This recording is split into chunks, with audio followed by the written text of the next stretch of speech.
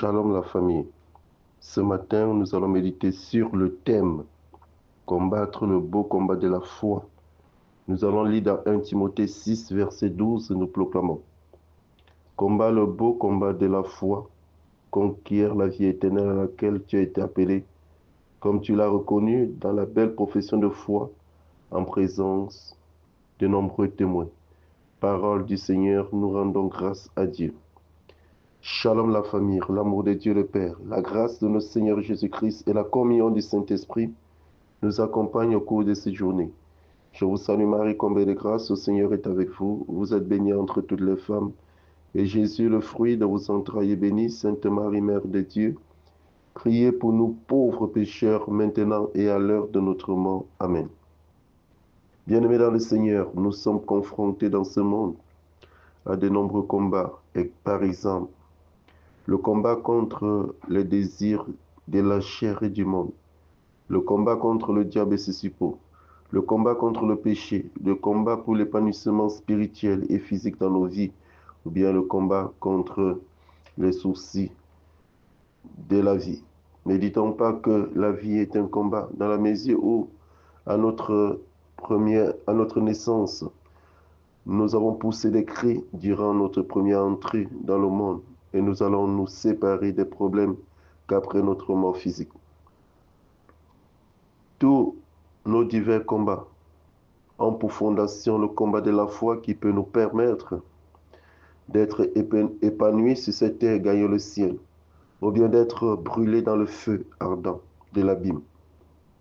Nombreux chrétiens pensent que la vie spirituelle ou chrétienne est facile. Mais Jésus dit: mes enfants, qu'il est difficile d'entrer dans le royaume de Dieu, qu'il est plus facile à un chameau de passer par le trou d'une aiguille qu'à un riche d'entrer dans le royaume de Dieu. Marc 10, 24 à 25. L'élection du royaume est difficile, mais pas impossible.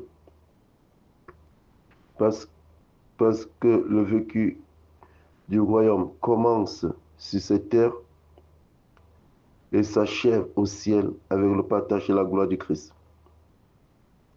Jésus ne dit pas ces paroles pour nous décourager, au contraire, par son sacrifice, il a tout fait pour nous livrer le ciel et par le combat de la foi en sa passion et sa résurrection.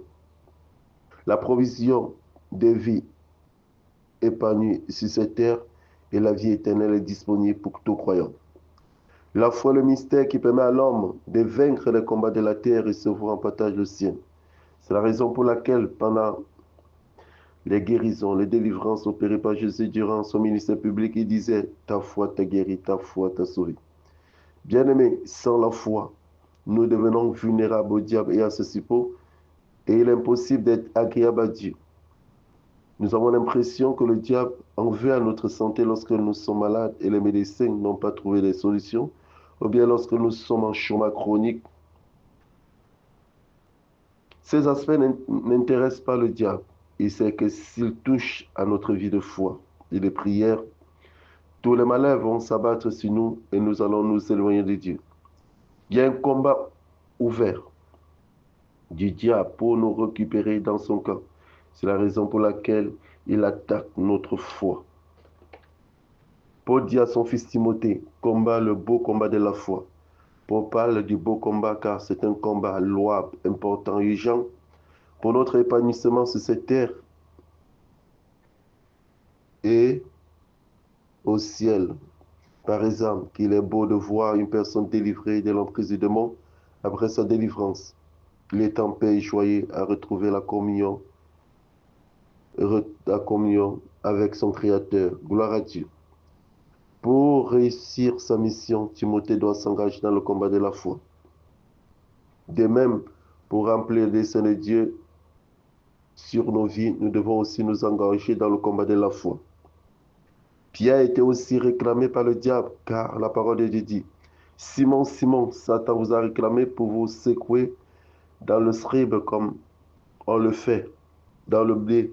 Mais moi j'ai prié pour toi afin que ta foi ne disparaisse pas.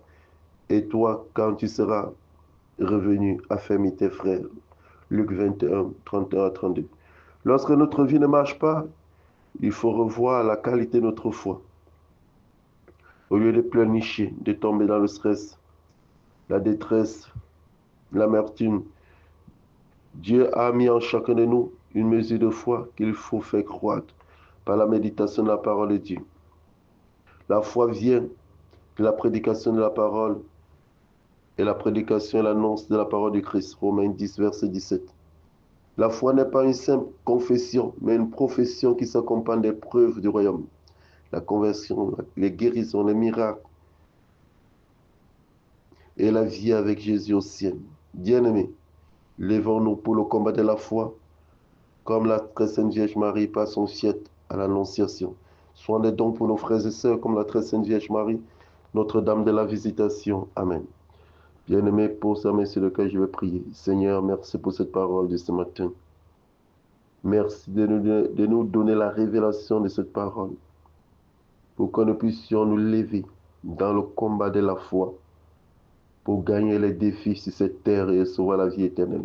Son nom puissant de Jésus-Christ que j'ai prié. Amen.